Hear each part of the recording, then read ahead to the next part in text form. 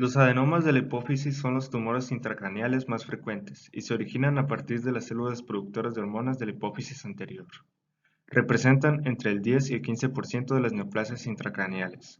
En las autopsias se ha reportado una prevalencia de microadenomas de hasta el 25%, y en los estudios radiológicos se detectan pequeñas lesiones en al menos 10% de las personas sin enfermedad hipofisaria conocida, es decir, incidentalomas. Pueden producir síntomas locales relacionados con el crecimiento tumoral, síndromes de exceso hormonal y síntomas por déficit de hormonas hipofisarias. La prevalencia de los tumores hipofisarios es de 70 a 80 por cada 100.000 habitantes, con una incidencia de 4 pacientes nuevos por cada 100.000 habitantes por año. Pueden manifestarse a cualquier edad, si bien su frecuencia mayor es entre los 40 y los 50 años. Los prolactinomas aparecen con mayor frecuencia, seguidos los secretores de hormona de crecimiento, los no funcionantes y los secretores de corticotropina. Los tumores productores de tirotropina y los gonadotropinomas son excepcionales. Los tumores hipofisarios pueden clasificarse según su capacidad secretora o no secretora, en tumores funcionantes o no funcionantes. Los funcionantes se clasifican de acuerdo con el cuadro clínico específico que causan, mientras que se consideran no funcionantes aquellos que no segregan hormona alguna o lo hacen en una tasa clínicamente indetectable o en formas moleculares sin acción biológica. En la clínica, además de por su funcionalismo secretor, los tumores hipofisarios se clasifican según su tamaño, en microadenomas con menos de 10 milímetros de diámetro o macroadenomas con un diámetro de 10 milímetros o más, y de acuerdo con su capacidad para perforar la pared ósea de la silla o extenderse fuera de la dura madre, en invasivos o no invasivos.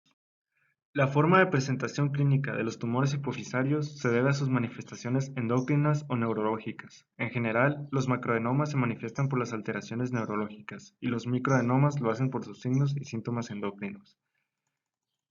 Los adenomas no funcionantes se diagnostican cuando la masa intracraneal origina sintomatología neurológica o bien de forma casual.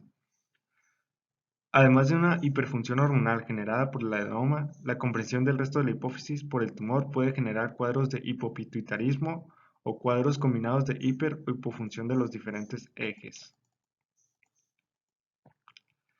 La cefalea, generalmente frontal y a veces supraorbitaria, es el síntoma neurológico más común de los tumores hipofisarios, que se recoge en más de la mitad de los pacientes. Presentan gran importancia los signos neurooftalmológicos que se presentan cuando en su crecimiento la neoplasia afecta las estructuras extracelares. El cuadro más frecuente consiste en una cuadrantranopsia bitemporal superior que si continúa progresando se convierte en una hemianopsia bitemporal. La alteración de las fibras maculares disminuye la agudeza visual central. Los tumores hipofisarios se expanden rápidamente, causan escotomas centrales. La extensión lateral del adenoma con invasión del seno cavernoso puede afectar a los pares craneales 3, 4 y 6 para ocasionar ptosis palpebral, midriasis, oftalmoplegia y diplopia. La necrosis isquémica o la hemorragia intratumoral aguda causan una sintomatología especialmente dramática, consistente en cefalea intensa de comienzo súbito, pérdida de la visión, desorientación, hipotensión e hipertermia, en algunos casos asociada a desvanecimiento, coma y alteraciones cardiovasculares. Este proceso, denominado apoplejía hipofisaria, presenta riesgo elevado de pérdida de la visión e incluso riesgo vital. Como secuela puede quedar una silla turca vacía. La presencia de un tumor hipofisario puede sospecharse por las alteraciones endocrinas de hiperfunción o hipofunción hormonal o por la sintomatología neurológica. El diagnóstico debe orientarse en 4 etapas: hormona que secreta el adenoma o si es no secretor, estado del resto de las hormonas hipofisarias como resultado de la compresión, manifestaciones neurológicas del tumor y técnicas de imagen para visualizar el tumor, localizar y precisar su extensión y determinar la afección de estructuras próximas.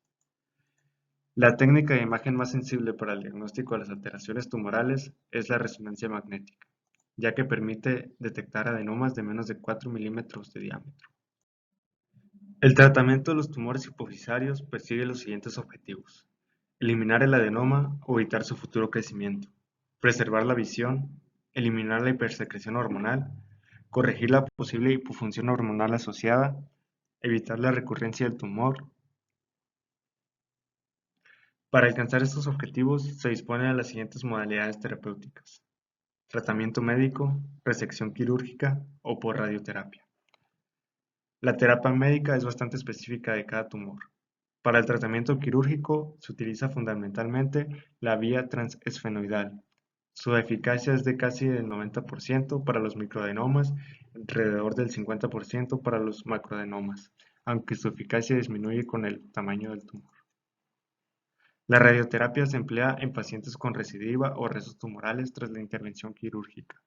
Los prolactinomas son los tumores hipofisarios funcionantes más frecuentes y corresponden a cerca del 40% de los casos. Aparecen con más frecuencia en mujeres entre los 20 y 50 años de edad, con una relación de género de 10:1. Se caracterizan por exceso en la producción de prolactina, la cual en condiciones normales se encuentra inhibida por la dopamina. La hiperprolactinemia puede causar hipogonadismo hipogonadotrópico en mujeres y hombres, debido al efecto inhibitorio de las altas concentraciones de prolactina en la hormona liberadora de gonadotropinas, así como en las hormonas hipofisarias LH y FSH. Los síntomas más frecuentes son oligoamenorrea y galactorrea en mujeres y disminución de libido y disfunción eréctil en los hombres. Los pacientes con macroprolactinoma pueden presentar además síntomas compresivos por el tamaño del tumor como los antes mencionados.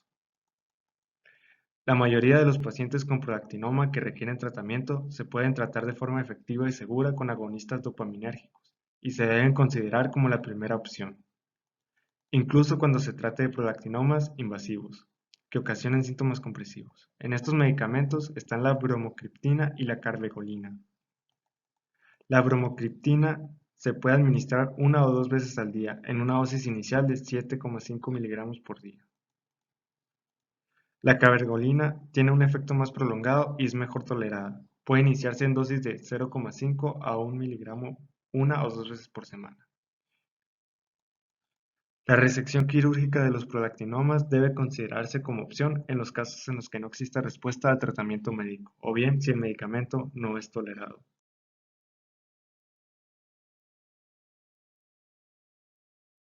Durante la gestación, el tamaño de la hipófisis y los niveles de prolactina aumentan fisiológica y progresivamente. El incremento del estrógeno placentario ocasiona hiperplasia de los lactótropos hipofisiarios, pudiendo llegar a un nivel de hasta 207 nanogramos por mililitro de prolactina, y el tamaño glandular suele aumentar hasta 136%. Los prolactinomas pueden crecer durante la gestación no solo como resultado del estímulo estrogénico, sino además de la suspensión del tratamiento farmacológico con agonistas dopaminérgicos. El riesgo de agrandamiento tumoral sintomático durante la gestación es del 2,4% en el caso de los microprolactinomas, del 21% en macroprolactinomas sin antecedentes de cirugía o irradiación y 4,7% para los macroprolactinomas sometidos a cirugía y irradiación previa. Como principio general farmacológico, se aconseja que la exposición fetal a todos los medicamentos sea lo más limitado posible. El uso de bromocriptina no está asociado con un mayor riesgo de aborto espontáneo, embarazo múltiple o malformaciones congénitas. El seguimiento posparto de los niños hasta la edad de 9 años no encontró ningún efecto adverso en el desarrollo postnatal. La experiencia con el uso de carbegolina en el embarazo, aunque menos pacientes, parece ser similar al de la bromocriptina. Una vez confirmado el embarazo, la decisión de continuar o no con el tratamiento farmacológico se basa en el tamaño tumoral pregestional y el control clínico.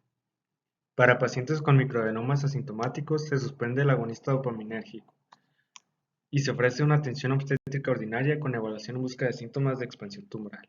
Cuando el paciente presenta síntomas, se hace una revisión de los campos visuales y se solicita una resonancia magnética sin contraste.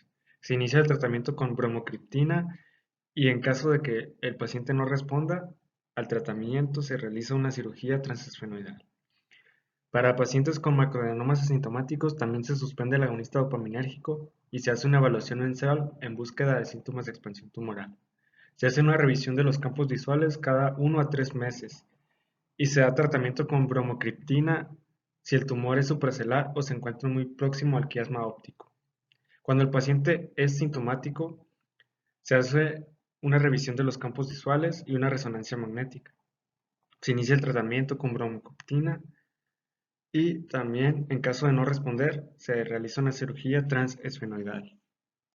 Sin embargo, la cirugía se ha asociado con un incremento de 1.5 veces la muerte fetal en el primer trimestre y 5 veces en el segundo trimestre.